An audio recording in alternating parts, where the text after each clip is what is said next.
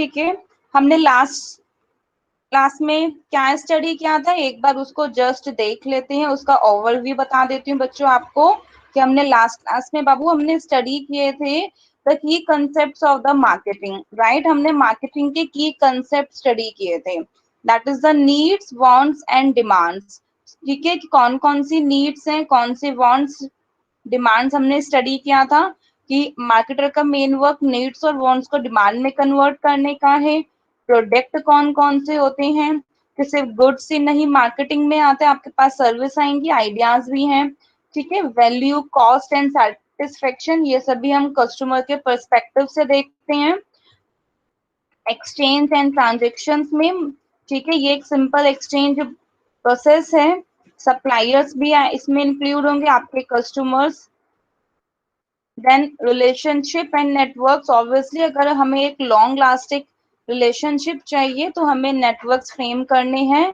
And then marketers, ठीक है, तो ये आप हमारे पास ये की कंसेप्ट है मार्केटिंग का, तो मार्केट तो मेन इंपॉर्टेंट है ही।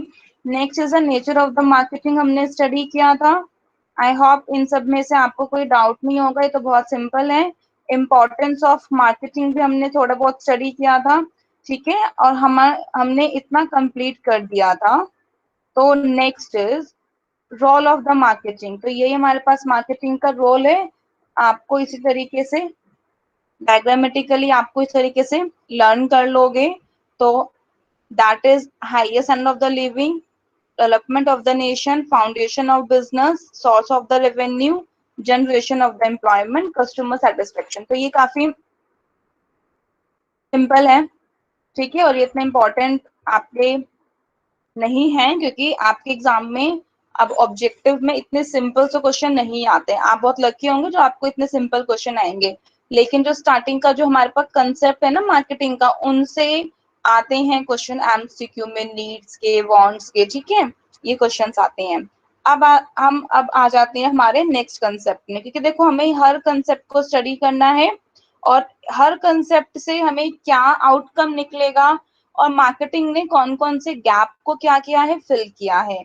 The end of all production is the consumption. Obviously अगर मैंने कोई किसी भी चीज की क्या की है, प्रोडक्शन की है, तो उन सभी प्रोडक्शन का एंड क्या है, कंजम्पशन होता है। The end of all production is consumption, but there are wide spread gaps between production and consumption. कह रहे हैं कि यहाँ पे प्रोडक्शन और कंजम्पशन के बीच में बहुत ज्यादा गैप होता है, ऑब्वियसली हम ये जानते हैं। और ये जो गैप है ना, ये गैप किस चीज का गैप है, टाइम का गैप है, स्पेस का गैप है, कि हमें उन डॉक्यूमेंट्स को या कोई भी जो मेरा प्रोडक्ट्स हैं उन्हें हमें रखना कहाँ है। स्पेस का गैप है, टाइम का गैप है, नॉलेज का गैप है।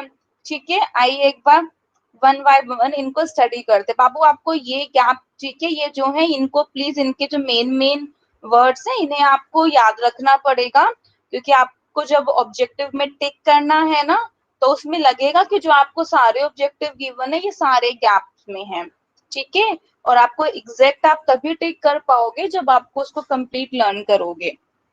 तो कौन कौन से गैप्स हैं? Number one, the space, the whose geographical distances separate producers and the consumers। obviously क्या है कि आपने को ने देखा है कि हम ऑनलाइन शॉपिंग करते हैं, तो ऑनलाइन जो शॉपिंग है उसमें डिस्टेंस भी काफी ज्यादा होता है, ठीक है, और जो गुड्स क्या होते हैं उन्हें हमें ट्रांसपोर्ट करना पड़ता है, रखना पड़ता है, और वो broke down into the small lots, ठीक है, यानी कि वो इजीली क्या हो सके, क्वालिटी इजीली वो ट्रांसपोर्ट हो सके, तो हम उन्हें छोटे छोटे लॉट्स में डिवाइड कर देते हैं और अलग अलग कस्टमर्स तक पहुंचाने के लिए। यानी कि जो एक स्पेस का है, ये जो क्या है, एक प्रॉब्लम है। इस प्रॉब्लम से, स्पेस से क्या निकल के आया, तो मार्केटिंग ने परफॉर्म दीज फंक्शंस, मार्केटिंग ने इन फंक्शंस को करना शुरू किया। मार्केटिंग का मेन काम क्या था, इन्हीं फंक्शंस को क्या करना, परफॉर्म किया, कि ताकि जो स्पेस की प्रॉब्लम है वो भी मार्केटिंग उसको रिजॉल्व कर सके।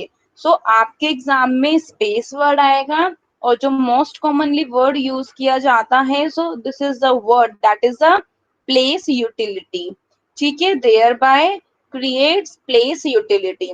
So marketing perform these functions and thereby creates करती है क्या, place utility. Next is the time. So there is a long time interval between the production and the consumption. हम सभी जानते हैं कि प्रोडक्शन और कंजम्पशन के बीच में टाइम तो होता ही है. आज मैंने गुड्स को प्रोड्यूस किया है, जरूरी नहीं है कि वो आपके आज ही आज में क्या हो जाएंगे, कंज्यूम हो जाएंगे. So there is a long time interval between production and the consumption. During this interval, investment, storage, insurance of goods are required. कह रहे हैं कि इन इंटरवल के दौरान कि जैसे हमारे पास जो भी इन्वेस्टमेंट है, स्टोरेज है, इंश्योरेंस है गुड्स के, वो सभी रिक्वायर्ड होंगे. तो इसके लिए क्यों, क्योंकि बाबू आपके पास टाइम है. मान लीजिए आपको 2 महीने में वो आपका गुड्स बिक रहा है, आपको 3 महीने में बिक रहा है, और उसमें आपको स्टोरेज की प्रॉब्लम नहीं होगी, आपको स्टोर करना पड़ेगा. ठीक है, वहां आपके लिए वेयर हाउसिंग की रिक्वायरमेंट होगी या इंश्योरेंस. ठीक है, कोई गुड्स आपके ऐसे हैं कि जो कि बहुत जल्दी क्या हो जाएंगे, बेकार हो जाएंगे, या फिर ये आपके गुड्स में क्या हो गई हैं, कभी फायर ना लग जाए. तो इसीलिए that is the during this interval investment, ठीक है, financing, storage and the insurance of the goods are required. तो गुड्स का ये जो इंश्योरेंस है, ये चीजें रिक्वायर्ड होती हैं. तो मार्केटिंग ने भी क्या किया, यहाँ मार्केटिंग ने बाबू, ये आपको बार बार बोल रही हूँ, ये जो यूटिलिटी के नाम से आता है ना, ये यूटिलिटी के नाम से एग्जाम में आए हैं क्वेश्चंस. प्लेस यूटिलिटी, ठीक है, टाइम यूटिलिटी. सो मार्केटिंग ने कौन से गैप को फुलफिल किया, मार्केटिंग ने प्लेस यूटिलिटी के गैप को पूरा किया, मार्केटिंग ने टाइम यूटिलिटी के गैप को कंप्लीट किया. Now the next is the third, knowledge. Often producers and consumers are unknown to each other, and marketing brings product and services to the knowledge of the consumers through advertising. ये तो हम जानते ही हैं कि knowledge customer को हमारे product के बारे में, गुड्स के बारे में कैसे पता चलेगी, वो हमारी एडवर्टीजमेंट के द्वारा या फिर वो हमारे जितने भी सारे प्रमोशनल टूल्स हैं उन सब के द्वारा हमें कस्टमर को इन्फॉर्म कर सकते हैं. सो वही काम कौन करता है, वही काम हमारा मार्केटिंग करता है. So marketing brings products and services to the knowledge of the consumers through the advertising and the personal selling. So knowledge utility is created by bridging the gap in perception of producers and consumers, right? So जो knowledge utility है, तो कौन सी utility main आएगी, आपके पास आएंगी knowledge utility. Clear? सो knowledge utility producers और consumers के बीच के गैप को, उनके बीच के नॉलेज को, उनके बीच के परसेप्शंस को चेंज करती है और उसको कम करने की कोशिश है. ठीक है ना, उस इनके गैप को आपकी मार्केटिंग की कम करती है. तो ये मार्केटिंग क्या फंक्शन भी बोल सकते हैं. ठीक है, और ये मार्केटिंग की वेरियस यूटिलिटी है कि मार्केटिंग के आने से इस मार्केटिंग का जो कंसेप्ट है, किस तरीके से मार्केटिंग का कंसेप्ट काफी ज्यादा वाइड कंसेप्ट है. ठीक है, तो ये हमारा मार्केटिंग का है. So now the next is the fourth one, the ownership. अब है transfer of ownership of the product. Obviously जब हम उस चीज को क्या करेंगे, परचेज करेंगे, तो वो गुड्स हमारा हो जाएगा. इट मीन्स कि मेरी ओनरशिप उस गुड्स पे बढ़ गई है. अब जो ओनर है उस गुड्स का मैं हूँ, तो ट्रांसफर हो जाएगा ओनरशिप का from producer to consumer. Requires payment in money, money में पेमेंट होगी. ठीक है, कस्टमर का contact, termination of the sale. ठीक है, द मार्केटिंग इनसे, तो इसकी यूटिलिटी कौन सी है, तो मार्केटिंग के होने से क्या है, इसका एक्सचेंज यूटिलिटी. ठीक है, तो this is your the exchange utility. Now the next is the fifth one, value. Obviously आपके पास क्या है, प्राइस है, प्रोडक्ट का प्राइस है, और ये जो वैल्यू है इसने कस्टमर की उस प्रॉब्लम को सॉल्व किया है. आपको लगता है कि ये गुड्स इतने वैल्यू का है, मैं इसे परचेज कर सकती हूँ, आप परचेज कर सकते हो. आपको लगता है कि नहीं, मैं ये गुड्स नहीं परचेज कर सकती, मेरी कस्टमर्स की एबिलिटी को नहीं है, तो जो उस गुड्स का जो प्राइस होता है वो आपके कॉस्ट ऑफ प्रोडक्शन और जो कस्टमर्स की एबिलिटी के बीच के गैप को कम करेगा। अगर मेरे पास 100 रुपीज है और मुझे 100 रुपीज में ही एक अपनी नोटबुक लेनी है, तो मैं उस नोटबुक को, मान लीजिए कि मुझे नोटबुक अच्छे से लेनी है कि ताकि वो काफी मोटी है, उसने कहा कि नहीं ये नोटबुक आपकी 120 की है, 130 की है, तो मैंने कहा कि नहीं आप मुझे 100 की दिखाओ। इट मीन्स कि हमारे पास जो गुड्स इतने सारे हैं कि मेरी कस्टमर्स की एबिलिटी पे कौन से गुड्स क्या हो रहे हैं, फिट हो रहे हैं। ठीक है, तो डिजायर टू पे, तो मार्केटिंग ब्रिजेस दिस गैप। ठीक है, तो मार्केटिंग ने प्राइसिंग के द्वारा इस गैप को ब्रिज कर दिया। आप 150 रुपीज लेके गए तो आपने 120 वाली ले ली, मैं 100 रुपीज लेके गई तो मैंने 80 या 90 वाली जो नोटबुक थी वो ले ली अच्छी की।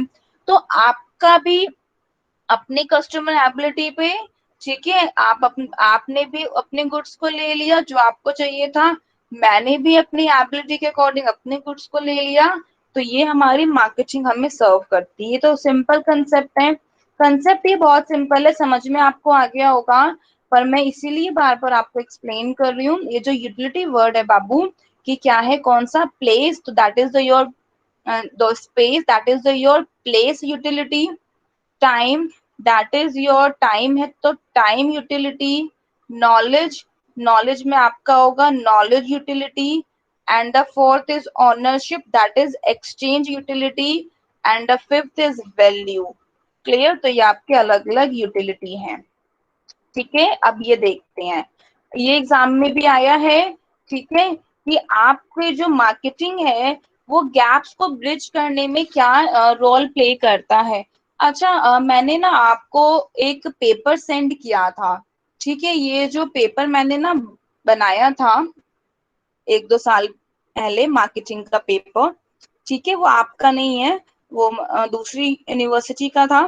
तो वो जो पेपर मैं आज निकाल रही थी, तो मैंने शायद 3-4 दिन पहले वो पेपर मैंने आपको ना व्हाट्सएप किया था ग्रुप में, और उसके कुछ क्वेश्चंस भी हैं, उसके जो क्वेश्चंस हैं वो भी मैं आपको व्हाट्सएप कर दूंगी, ठीक है, उसके सॉल्यूशंस भी मैं आपको भेज दूंगी। तो उनको वो इम्पोर्टेंट है, उसमें से आते हैं एग्जाम में। ठीक है, कि बेशक आपको लगे कि ये एक थ्योरी के फॉर्म में है, ये मत सोचिए आपका ऑब्जेक्टिव है, ऑब्जेक्टिव ज्यादा टफ होगा। थ्योरी में क्या होता है कि चलो ठीक है मार्केटिंग के बारे में पूछा है या किसी और कंसेप्ट के बारे में, तो उसमें आपको नहीं भी आता तो आपने बना के लिख दिए तो नंबर, ठीक है, ठीक ठाक या उसके आधे मिल जाते थे। पर अब ऐसा नहीं होगा ना, अब आप जिस पे टिक करोगे आपको उतने पे ही मार्क्स मिलेंगे। तो अब आपको इसमें बिल्कुल नॉलेज एग्जैक्ट चाहिए, एक्यूरेट चाहिए। ठीक है, तो मैं साथ साथ में उसको ना सेंड करती रहूंगी, तो वो भी आप अपने प्लीज संभाल के रख लेना।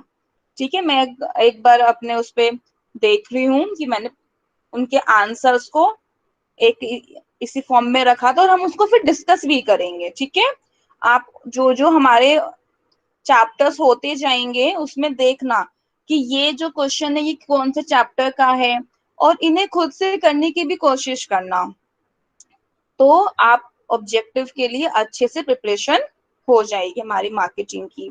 Now the next is the gap. अब ये देखिए क्या है, स्पेस। स्पेस का जो है, अब स्पेस के लिए हमने क्या बोला गया, that is the place utility, यानी कि जरूरत, मतलब कि गैप तो स्पेस का था, गैप किस चीज का था, स्पेस का था। अब ये जो स्पेस का गैप था, ये मार्केटिंग ने इसे कन्वर्ट किया अपना कि हमें प्लेस यूटिलिटी है, और इस गैप को हम कैसे कम करेगी मार्केटिंग, असेंबली करके, ट्रांसपोर्ट करके और डिस्ट्रीब्यूट करके। भाई स्पेस का गैप है ना, तो ठीक है उन सभी को एक ही जगह असेंबल कर दो, या फिर कस्टमर को सीधा डिस्ट्रीब्यूट कर दो। ठीक है, ये भाई दो ही चीज ऑप्शन है, या तो आप उसको अपनी जगह एक वेयर हाउस है या इन सब में क्या कर दो, असेंबल कर दो। भाई आपके पास है, आपने एक ही रूम में उन सबको रख दिया, अपने पास रख लिए, या फिर आपके पास क्या है कि उन्हें कस्टमर को डिस्ट्रीब्यूट कर दो। और इन दोनों को करने के लिए हमें ट्रांसपोर्टेशन की तो नीड होगी ना, तो इसीलिए मतलब आपके पास मार्केटिंग का फंक्शन में assembly, transportation and distribution. So please learn this, ठीक है, और इसको लर्न समझ समझ के कीजिएगा। द टाइम, टाइम के लिए देखो आपके पास मेन है टाइम यूटिलिटी। देखो टाइम के लिए क्या होता है कि हमें अभी मैंने आपको जस्ट बताया कि बिल्कुल मेरा जो गुड्स है अभी के अभी बना है वो नहीं होगा, ठीक है।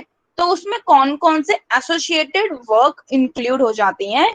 तो स्टोरेज तो हो गई, फाइनेंसिंग भी होगा, ठीक है, कि हमें अगर मेरे पास अभी मनी नहीं है, पैसा आएगा 2 महीने बाद, जब मैं गुड्स को सोल्व करूंगी उसके बाद मेरे पास मनी आएगी, और जब मैं गुड्स को सोल्व करूंगी तब मेरे पास पैसा आएगा। तो तब तक पैसा कौन देगा, तब तक मुझे फाइनेंसिंग कहाँ से मिलेगी, फाइनेंस कौन करेगा, तब तक मैं अपने माल को बनाऊंगी कैसे उसे, ठीक है, रॉ मटेरियल परचेज कैसे करूंगी। तो फाइनेंसिंग भी एक इम्पॉर्टेंट है हमारे टाइम में, ठीक है ना। रिस्क टेकिंग, तो ये रिस्क टेकिंग भी है क्योंकि जब आपके पास स्टोरेज होता है दैट इज अवर इंश्योरेंस, ठीक है ना, रिस्क कौन लेगा। तो जब भी, तो इस आपने देखा कि मार्केटिंग के फंक्शन कितने सारे बढ़ते ही चले गए, ठीक है। मार्केटिंग के जो फंक्शंस हैं वो धीरे धीरे एक्सटेंशन हो गए। तो सिंपली सेलिंग, आपने जो क्वेश्चन नंबर फर्स्ट देखा होगा उसका क्या था, marketing is not merely the selling. Marketing एक मेयरली सेलिंग नहीं है, ठीक है। तो उसमें अगर हम देखा जाए तो यही है कि मार्केटिंग सेलिंग से काफी अलग है, क्योंकि मार्केटिंग में बहुत सारे फंक्शंस हैं उन्होंने इंक्लूड है, ठीक है। मार्केटिंग के फंक्शंस काफी ज्यादा हैं सेलिंग से। अब है नॉलेज। नॉलेज में देखिए, नॉलेज के लिए हमें करने, तो ये तो बहुत सिंपल है कि हमें सिर्फ कस्टमर को क्या करना है, अवेयर करना है। अवेयरनेस के लिए एडवर्टाइजिंग करनी है, आपको पर्सनल सेलिंग करनी है, जो भी आपको सेल प्रमोशन करना है। और ये जो दो मेन यहाँ पे इसलिए लिखे गए हैं कि जब कभी भी हम सेल्स प्रमोशन में डिस्काउंट रिबेट ये देते हैं, पर हमें उससे स्टार्टिंग में उन्हें इन्फॉर्म करना होता है कि अब हम एक न्यू प्रोडक्ट जो कि मार्केट में आया है, तो वो हम एडवर्टाइजिंग और पर्सनल सेलिंग के द्वारा बेटर वे से कर सकते हैं। अब नेक्स्ट है ऑनरशिप। ऑनरशिप के लिए आपके पास एक्सचेंज यूटिलिटी है, तो उसके लिए आपके पास क्या है, बैंकिंग है। आप बैंकिंग से हेल्प ले सकते हो, ठीक है, पैसा ले सकते हो, नेगोशिएशंस कर सकते हो कि जितने आपके पास क्या है उसे आप ले सकते हो, कि आपको उसको इतने अमाउंट पे क्या करोगे, परचेज करोगे, ओनरशिप। अब है next is the value. Value में आपके पास क्या है कि आपको सिंपली उन्हें पेमेंट करनी है और गुड्स अपना लेना है, इसलिए उनके लिए कौन सी है, that is our possession utility. तो इसके लिए आपके पास क्या है, प्राइसिंग का फंक्शन हो गया, क्योंकि मार्केटिंग भी, ठीक है, जब हम एक बड़ी बड़ी कंपनी डिसाइड करती है कि कस्टमर ने इसका कितना प्राइस रखा है, हमें कितना प्राइस रखना चाहिए, हमें इतना प्राइस रखना है कि हर जो कस्टमर्स हैं कि वो उससे सेटिस्फाइड हो जाए। कस्टमर अपने ये हमारे गुड्स को कौन से प्राइस पे देखता है। फिर क्या है, टर्म्स ऑफ द सेल, ठीक है। तो ये सारे के सारे जब आपके पास प्राइस दोगे तो ऑब्वियसली गुड्स आपको जाएगा सेल। तो सेल की कौन कौन सी कंडीशंस हमें रखनी है, आफ्टर सेल सर्विस है, तो उसके बाद हमें सर्विस उन्हें कितनी देनी है, हम उन्हें क्या एक्स्ट्रा पार्ट दे सकते हैं, तो वही सब कुछ हो जाएगा। That is the role of marketing in bridging the gap, ठीक है। Place utility, time utility, knowledge, exchange, position, pricing, terms of sale, all these. Now the next is, ठीक है। तो अभी हमने क्या देखा कि मार्केटिंग जो है वो अलग अलग डिपार्टमेंट्स और अलग अलग एंटरप्राइज की एक्टिविटीज को भी प्रोवाइड करती है। तो इसका मतलब क्या है कि marketing is essential for the every survival and growth of the business. तो मार्केटिंग बिजनेस के हर सर्वाइवल और उनकी ग्रोथ के लिए इम्पोर्टेंट है, ठीक है। यानी कि हमें प्रॉफिट को रियलाइज करने के लिए सेल तो करनी पड़ेगी, और सेल को करने के लिए कस्टमर क्रिएट करने पड़ेंगे, और कस्टमर को क्रिएट करने के लिए हमें उन्हें सेटिस्फाइड करना पड़ेगा। तो अल्टीमेटली सेलिंग का कंसेप्ट अलग आ गया, सेलिंग से अलावा हमें करना है, यानी कि मैंने सेल तो कर दिया, उससे कस्टमर तो क्रिएट हो गया, और कस्टमर को वही कस्टमर बना रहे उसके लिए हमें उसे सेटिस्फाइड करना जरूरी है। तो to satisfy the customer he needs have to be met, और ये भी हमने देखा कि कस्टमर तब तक सेटिस्फाइड नहीं होगा जब तक उसकी जरूरत पूरी नहीं होगी। क्लियर? सो इसकी जो अभी हमने आपको नीड समझाया, मैंने आपको जो हमने पहले समझा था, तो वो हमारा मार्केटिंग की नींव है। ठीक है, तो मीट द कस्टमर्स की नीड को पूरा करने के लिए मार्केटिंग इज एसेंशियल। तो मार्केटिंग आपकी कस्टमर्स की नीड के ऊपर क्या है, कंप्लीटली डिपेंडेंट है। अब देखते हैं, it contributes to the economic and social development of a nation in the following way. अगर हम ये बात सिंपली है कि ठीक है मार्केटिंग ने अपने फंक्शंस को लिया, क्या मार्केटिंग के से हमारे पास नेशन में इसकी इंपॉर्टेंस है या नहीं? अभी तक हमने इंपॉर्टेंस अपने लेवल पे देखी है, सिर्फ प्रोड्यूसर्स के लेवल पे, सिर्फ और सिर्फ कंज्यूमर्स के लेवल पे, और इसकी क्या नेशन के लिए इसकी इंपॉर्टेंस है या नहीं? तो it contributes to the economic and social development of a nation. तो ये नेशन के सोशल और इकोनॉमिक डेवलपमेंट को भी कंट्रीब्यूट्स करता है। ठीक है, तो it contributes to the economic and social development of a nation. Number one, a nation's income is composed of goods and services. ठीक है, विच मनी कैन बाय। यानी एक नेशन की इनकम, ऑब्वियसली देखो नेशनल इनकम की अगर मैं बात करती हूँ, तो जो हमारी जो नेशनल इनकम है, तो यानी कि गुड्स और क्या है उसमें आपके पास, अगर मैं जीडीपी बात करती हूँ, that is the gross domestic product, value of the all the goods and services produced in our economy, right? So यानी कि उसमें हमारे पास गुड्स भी आते हैं, सर्विसेज भी आते हैं। ठीक है, विच मनी कैन बाय, यानी कि जो एक पैसे से हम क्या चीज खरीद सकते हैं, हम एक फीलिंग को नहीं खरीद सकते, हम सिर्फ एक गुड्स और सर्विसेज को ही हम खरीद सकते हैं। अब सिंपल है कि अगर आपकी मार्केटिंग की एक्टिविटी कर रहे हो ना, तो मार्केटिंग ने क्या कहती है, मार्केटिंग कहती है कि आप इतनी अपनी एफिशिएंसी को इंक्रीज करो कि ताकि आपकी जो कॉस्ट है डिस्ट्रीब्यूशन की, ठीक है, वो कम हो जाए, ताकि कंज्यूमर को कम प्राइस लगे। अब आप भी क्या सोचते हो ना कि मैंने अगर दूसरे इस साइट से, देखो मैं तो यही सोचती हूँ कि मैं अगर ऑनलाइन चीज परचेज कर रही हूँ, तो मैं देखती हूँ कि मेरा शिपिंग जो कॉस्ट है ना, वो कौन सी साइट में कम आ रहा है, ठीक है, या फिर कौन सी साइट मुझे फ्री शिपिंग प्रोवाइड कर रही है। हम ये चीजें देखते हैं ना, इससे क्या होता है कि इससे मेरे जो अननेसेसरी के जो एक्सपेंस हैं वो मेरे कंट्रोल हो जाएंगे। और ये सब कुछ किसने किया, मार्केटिंग ने किया।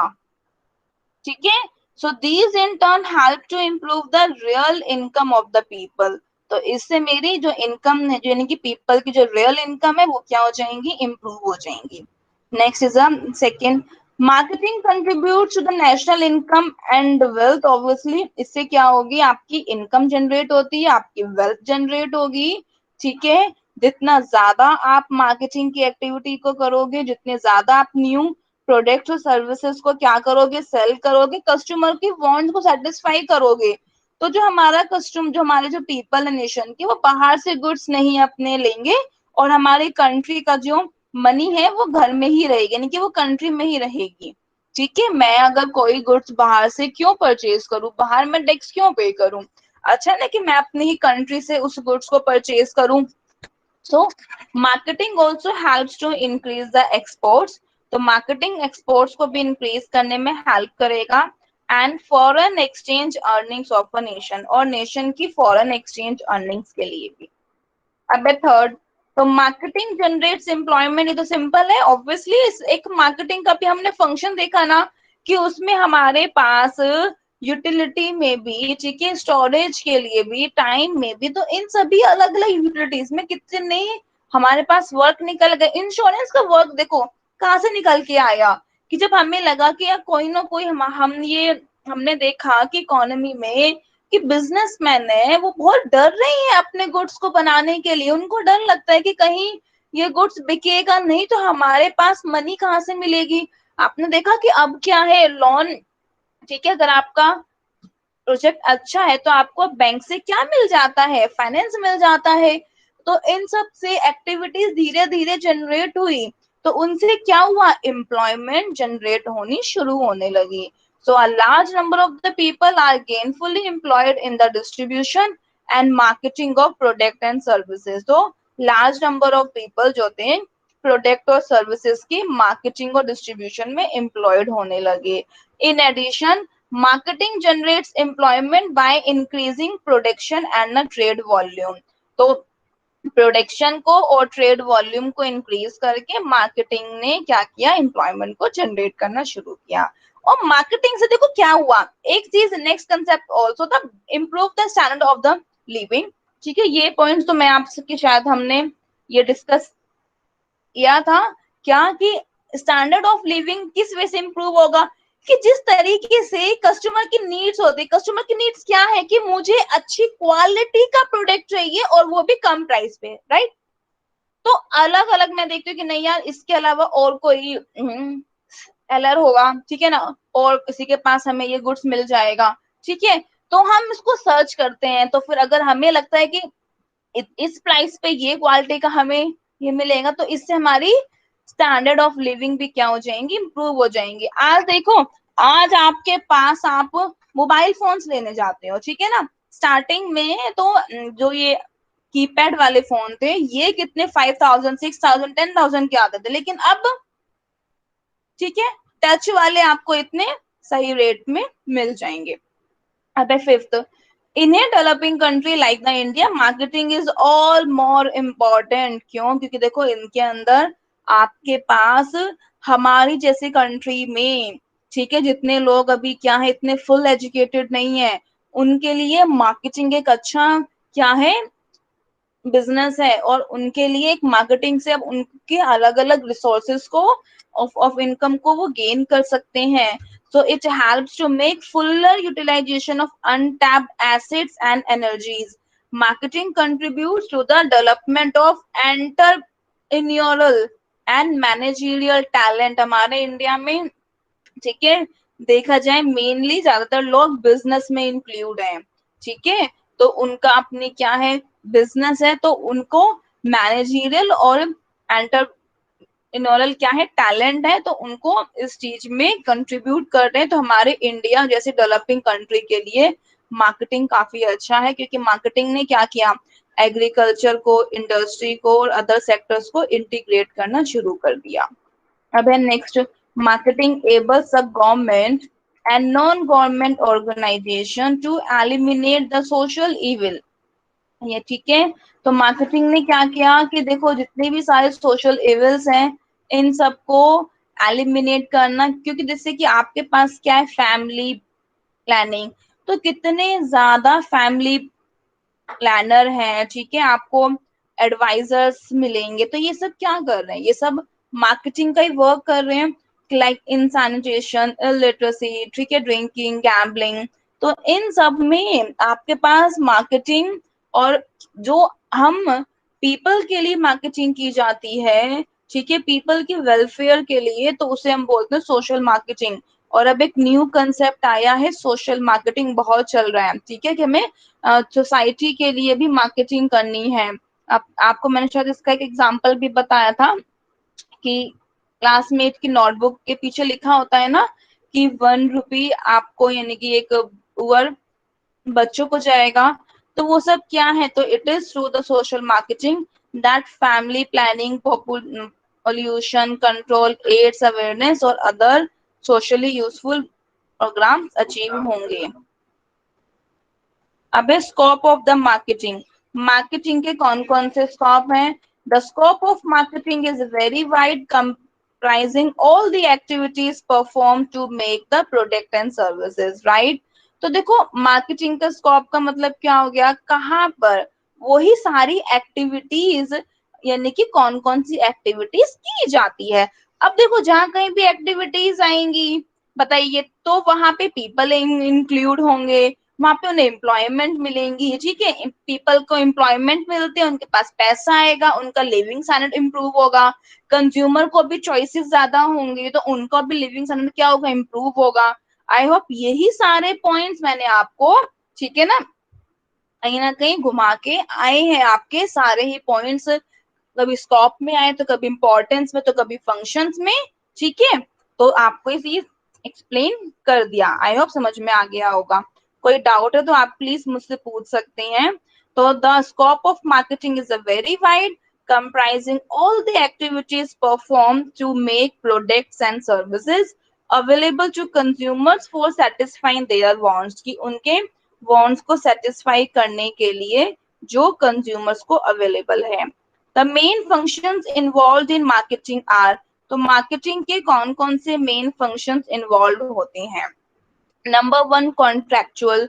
कॉन्ट्रेक्चुअल आपके पास क्या हो गया, like searching for buyers and sellers, की जैसे आपको बायर्स को देखना पड़ेगा, ठीक है, सेलर्स के लिए एक कॉन्ट्रेक्चुअल फंक्शंस भी आया है कि आप में क्या है कि जैसे आपने सबसे पहले ये सर्च किया कि अच्छा मेरे पोटेंशियल बायर कौन से हैं, कहाँ वो लोकेट करते हैं, उन तक कैसे पहुंचना है, तो उसके लिए डिस्ट्रीब्यूशन है, एप्रोप्रिएट मीडिया कौन सा होगा, तो ये सभी एक्टिविटीज इसमें इंक्लूड होंगे।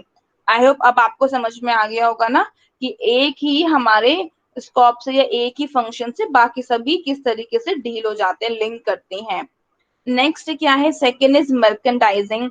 मर्केंटाइजिंग का कौन सा हो गया, the fitting of goods to market requirements, की मार्केट की रिक्वायरमेंट्स के साथ हमें गुड्स को क्या करना है, अपने गुड्स को मार्केट तक उन्हें लेना है, यानी कि कस्टमर की डिमांड कैसी है, कस्टमर की नीड कैसी है, उसके अकॉर्डिंग हमें अपने गुड्स को फिट करना है, उसके अकॉर्डिंग हमें कस्टमर की नीड्स या गुड्स के साथ अपने कस्टमर को उन सभी चीजों को पहुंचाना है और मैच होना चाहिए, complete it is a fit, ठीक है ना। That is it include process of selecting the product to be produce, की मेन चीज क्या है, कस्टमर की नीड ये है और मैं प्रोडक्ट बना रही हूँ दूसरा, तो ऑब्वियसली ये सब कुछ सेल ही नहीं होंगे। तो यानी it includes the process of selecting the product to be produced and stocked with necessary emphasis on the size, shape, form कैसी है, quantities हम वो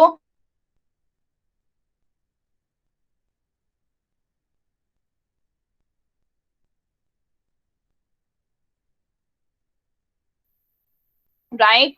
So this function helps to make an adjustment of merchandise